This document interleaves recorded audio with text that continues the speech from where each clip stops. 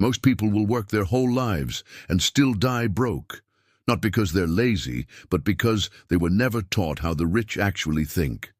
Today, I'll expose the psychological blueprint that separates the broke from the wealthy. You've been trained since birth to think like a worker, not a winner.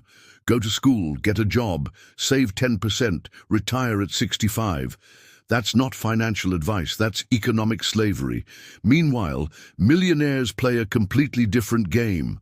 They don't trade time for money, they don't save, they multiply, and their mindset ruthless, calculated, unapologetic. Here's the bitter truth.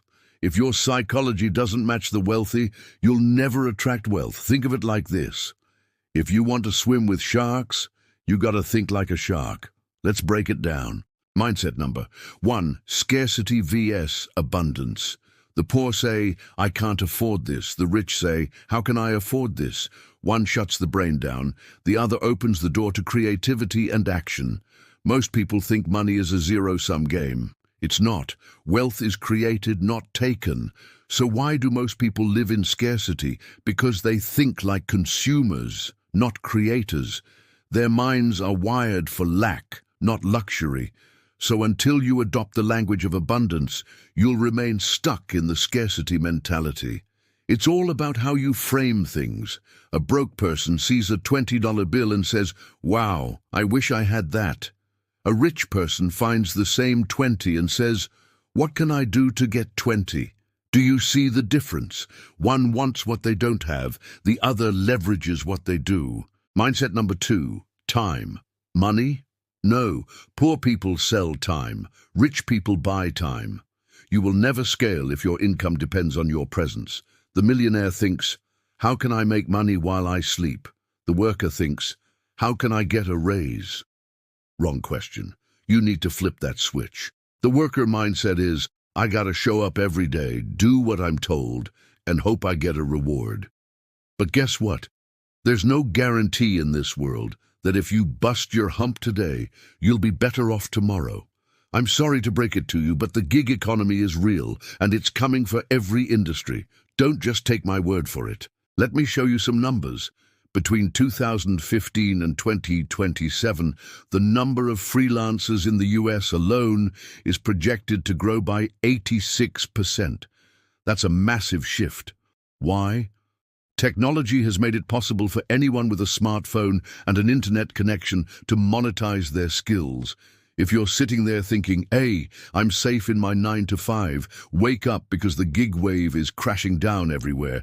The only way to survive this tsunami is to learn how to surf it. Stop waiting for permission to make moves. Stop waiting for retirement to start living. Mindset number 3, emotion vs. logic. The broke react emotionally.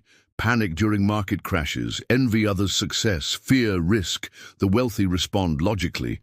They see recessions as discounts. They invest when others run. They don't chase trends. They strategize. In this era, emotions are the currency of the broke, but the rich, they don't buy into the hype. They analyze the data. You know why? Because emotions cloud judgment. They trick you into impulsive decisions. Have you ever bought something you didn't need because it made you feel good?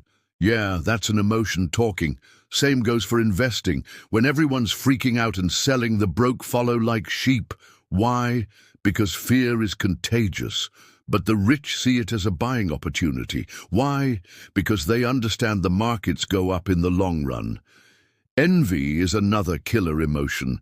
You see someone else's success and you instantly feel like you're behind. That's envy whispering in your ear. Don't fall for it. Instead, channel that energy into your own hustle. And then there's risk. The broke avoid it like a plague. They cling to their day jobs, to their safe investments, terrified of losing what they have. But here's the irony. By playing it safe, they're actually taking the biggest risk of all. They're betting on the status quo. They're not preparing for the inevitable changes. The rich, on the other hand, they embrace calculated risk. They know sometimes you got to lose to learn how to win next time.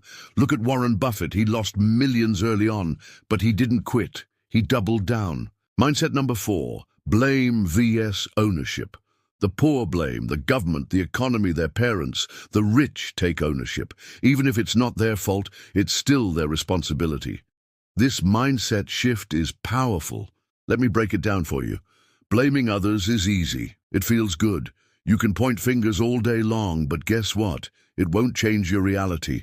It won't put money in your bank account. Taking ownership, now that's a whole different ballgame. Sure, it's harder, it's less comfortable, but it works. Look at someone like J.K. Rowling. She was a single mum, struggling to make ends meet, facing rejection after rejection from publishers. But did she quit? Did she blame the system? No, she took ownership. She kept writing, kept improving her craft, and look where she is now. Same story with Steve Jobs. He was kicked out of Apple, left with nothing. But instead of blaming Steve Wozniak or the board, he went out there, took ownership of his situation, started again, this time with Next. Years later, he came back to Apple, and the rest is history. See, in this world, you're either in control or you're controlled. Blaming keeps you a victim of circumstances. Ownership puts you in the driver's seat. Remember, life is 10% what happens to us and 90% how we react to it. Mindset number 5, consumer vs. creator. Most people scroll, binge, and consume. Millionaires create. They build businesses, brands, systems. They turn attention into income. You either produce or you're being used. There's no in-between. In this digital age, attention is the new currency, and everybody wants a piece of it. But if you're just consuming content without creating anything yourself, you're playing the wrong game. You're trading your attention for entertainment, for likes, for validation. But here's the catch. As a consumer, you have no leverage.